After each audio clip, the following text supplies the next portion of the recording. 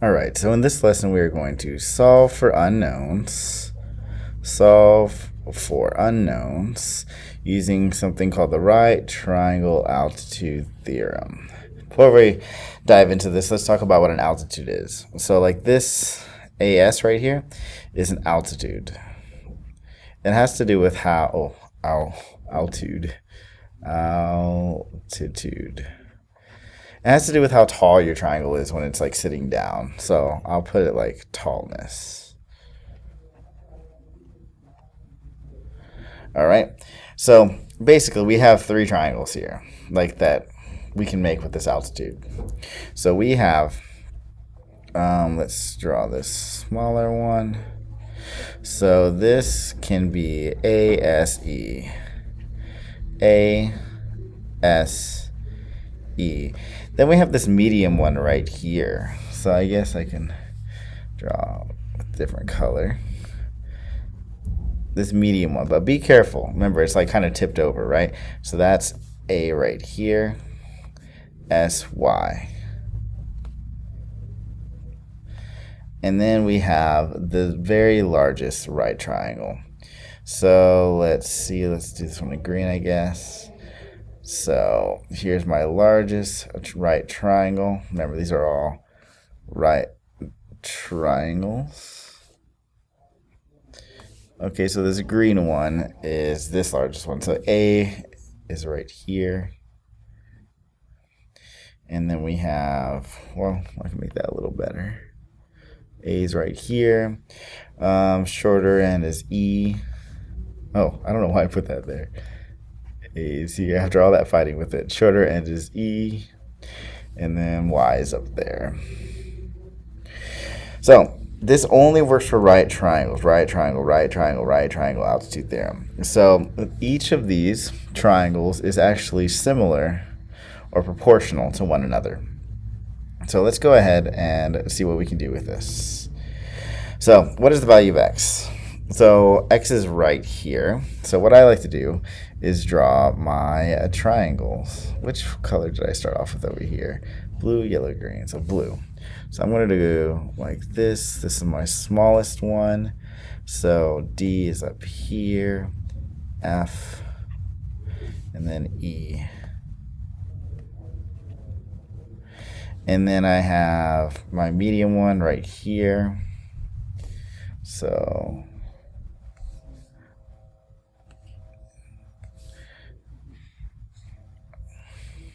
and I get, that's the shorter end.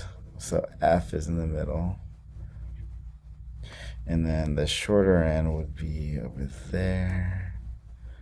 And then that's G. And then I have the largest one. Running out of space, so it's not gonna look perfect. Ooh, it's kind of hard to tell. I think this is the shorter end. The shorter end here is 6, so it goes D's in the corner, then E's over here, and then G's up here. Yes, I believe that. Oh yeah, that is the shorter end because it says 6, right? So we're trying to figure out what x is. X, okay, so DF is x. So I'm going to put that in orange. DF is x. ED is 6. And DG is 8. DG is 8. DG is 8. And EG is 10. EG is 10. Okay, as you can tell, well, remember that these are all similar to each other, right? But we're trying to figure out x. We need to use two of these triangles. You can tell that we need to use this one and this one because this has two pieces of information. This has the same two pieces of information. So it shouldn't be that bad. So I'm going to put x over 6. Well, I'll show you. I'll put 6 over x. I can say is the same as 10 over 8. I don't know why I can't do equal 10 over 8. Now, some of you are cool with this, but a lot of you would prefer if I just do x over 6 equals 8 over 10. You could figure out what we multiply by here, and then divide. That's fine. I'm just going to do it another way. Go further down. So I'm going to multiply by, well, I could use a different color.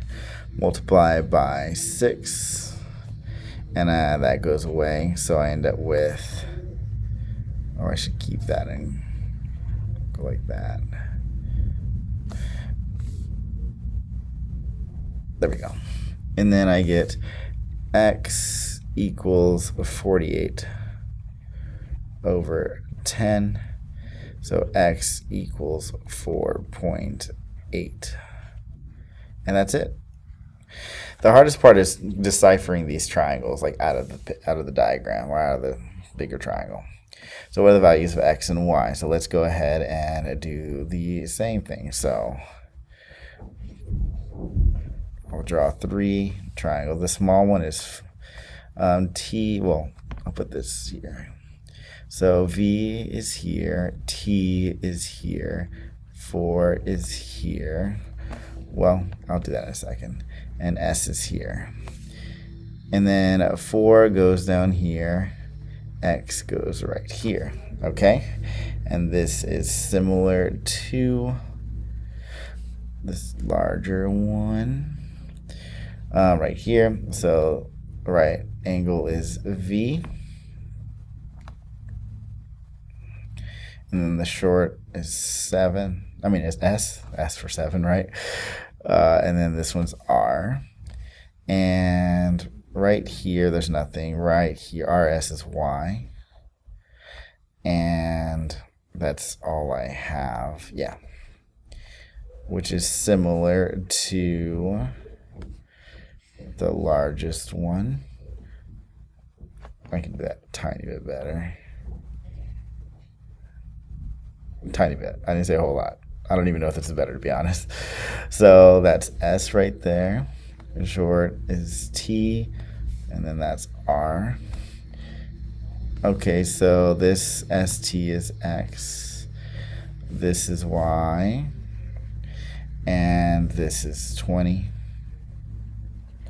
Okay, so we're going to need more information. Now, we can actually get, you see this median, this RV right here, Oops. We can actually get it because if this is 20 and this is 4, that means this is 16. So this is 16 because 20 minus 4 is 16. I'll write that a little bit better. 20 minus 4 equals 16. So this is 16. So we can actually go ahead and get the, well, there's 2 y's here. Let's not. Well, can we do that? Let's get the, well, I guess I'll just show you. I didn't really realize I designed this way. So I'm going to do x over 4 equals, well, there's nothing here, 20 over x. Okay, now I'm going to multiply everything. In this case, I like to just do this. You can either multiply by 4 or multiply by x. Yeah, let's just multiply by 4 first.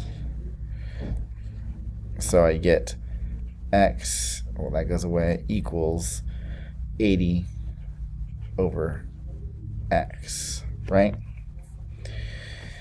So x over 4, 20 over x. Okay, so then I multiply this, yeah. Now I'm going to multiply by x.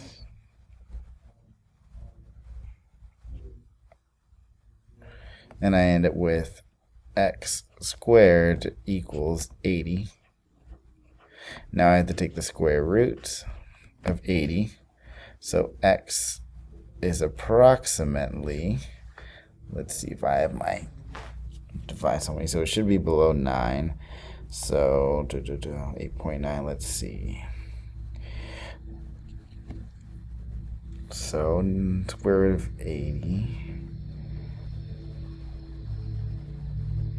is 8.94, approximately 8.94. All right, so let's find y. So we have y over 16 equals 20 over y. Let's do the same thing. times 16. These go away. Oh, I should draw the arrows.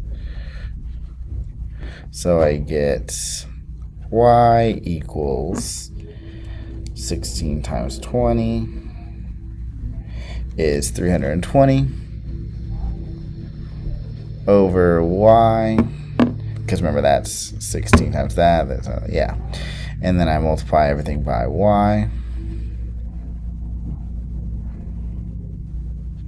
And I get y squared equals, that goes away, 320. Let's take the square root.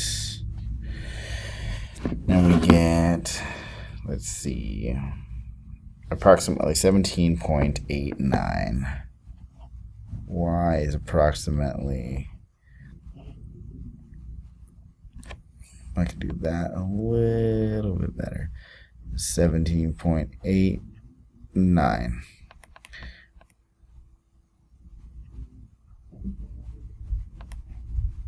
Okay, on to the next page. So what are the values of x and y? I think this is enough. Okay, no, you know, I'll do it again. I'll do another one. All right. I know you can't wait to see this last one, right? Let's go with, I can't remember what color. Blue? Maybe there's a reason I put this one in here. So, small one. So